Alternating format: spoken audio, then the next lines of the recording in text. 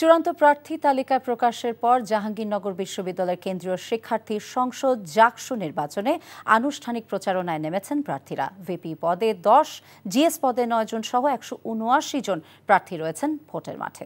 আরও জানাচ্ছেন জাহিদুর রহমান। নানা আনুষ্ঠানিকতার পর ঘোষণা করা হয় চূড়ান্ত প্রার্থী তালিকা।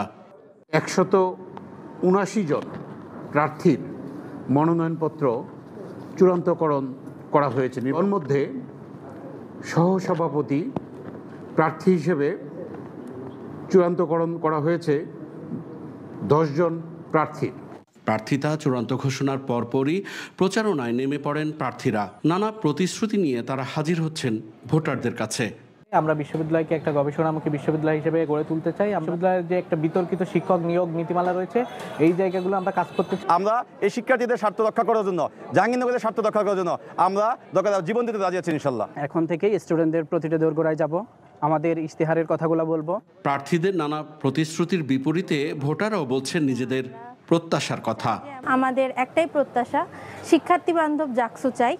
আমরা চাই ছাত্র নেতা নয়, আমরা ছাত্র প্রতিনিধি নির্বাচন করতে চাই এবং আমরা সেখানে চাই কোনো ধরনের দলীয় লেজুর ভিত্তিক ছাত্ররাজনীতির প্রভাব যাতে না থাকে। শিক্ষার্থীদের কল্যাণে কাজ করবে এমন মানুষজনই যাতে নির্বাচিত হতে পারে। দীর্ঘ 33 বছর পর আগামী 11 সেপ্টেম্বর অনুষ্ঠিত হবে জাকসু ও হল সংসদ নির্বাচনে 11,919 জন ভোটারের প্রায় অর্ধেকই নারী।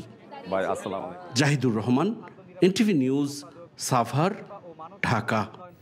বান্ডেল থাকলে প্রতি সেনমানিতে টাকা বাঁচবে।